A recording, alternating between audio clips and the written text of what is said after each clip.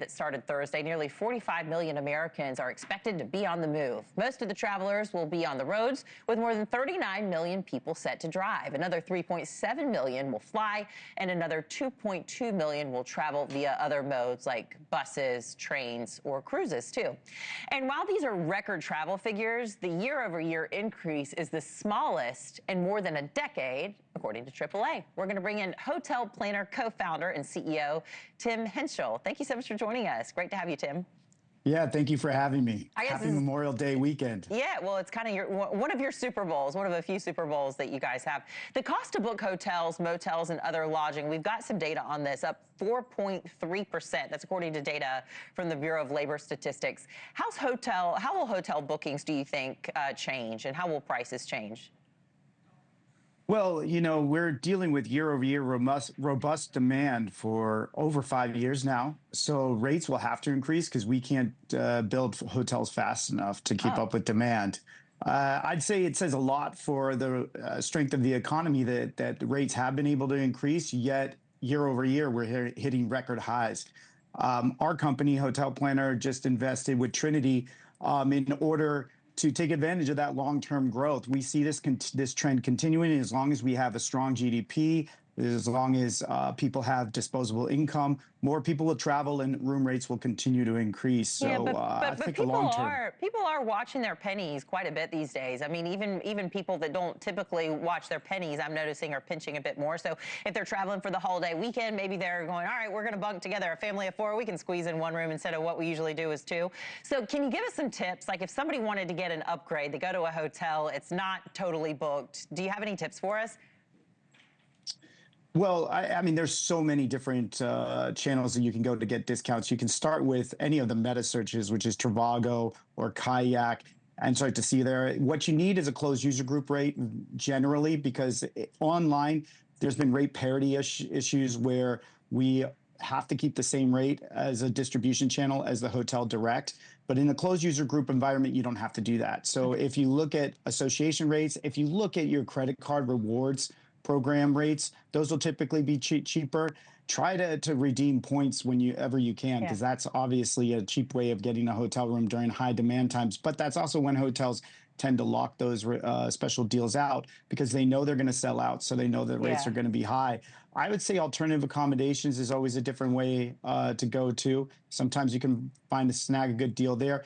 Go to where the business districts are for hotels over leisure holiday. It's because those hotels will not fill up fast. If you want the beach, you're going to pay a premium for the beach. If you want a beautiful view of the mountains, you're going to pay a premium for that over big weekends like Memorial Day. But if you go into the downtown business districts on the weekends, that's where those hotels are typically running 30–40% occupancy. So their rates will be half off, maybe even as much as 2/3 off.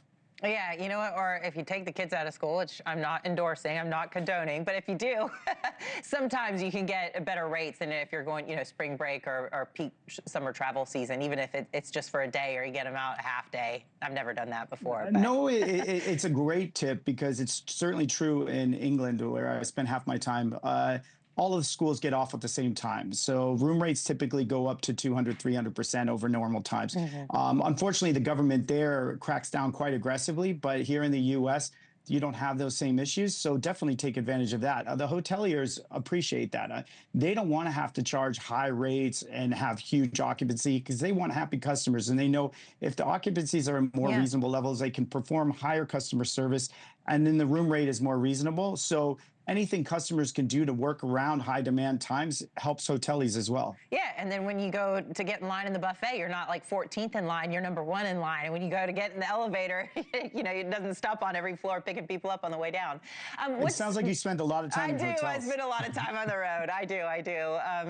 And here in New York City, Thanksgiving and Christmas drives me bananas in my hotel for sure. When people are thinking about summer travel, if they are, trying to do a little bit of last minute planning here, what's the most economical place to take the kids?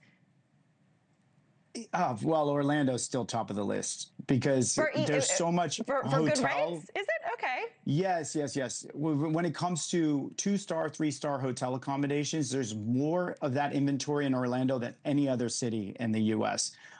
So if you shop enough in Orlando, you can find still hotels for $40, $50 a night. And they're decent, 2-star, 3 stars. And then if you get on the right ticket discount sites, you can find good theme park tickets, especially if you go after hours, work around the high demand times again, and then you can snag good deals. So I highly recommend Orlando for families.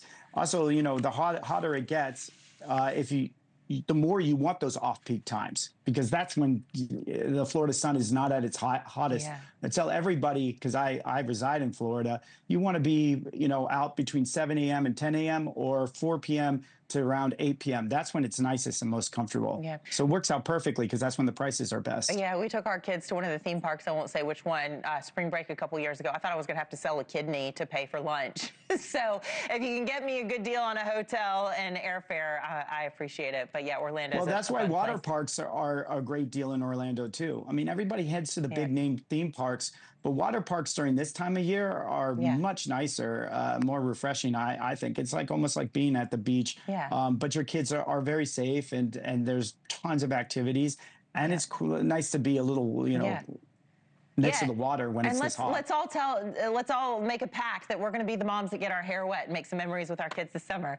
Great to have you today, Hotel Planner CEO. Be the mom Tim that gets Hentschel. your hair wet. Yeah, be the mom that gets your hair wet. That. Exactly. Let's go. Thanks. Have a great day. Good luck to you. Have a good one. Bye. All right. Well, he's been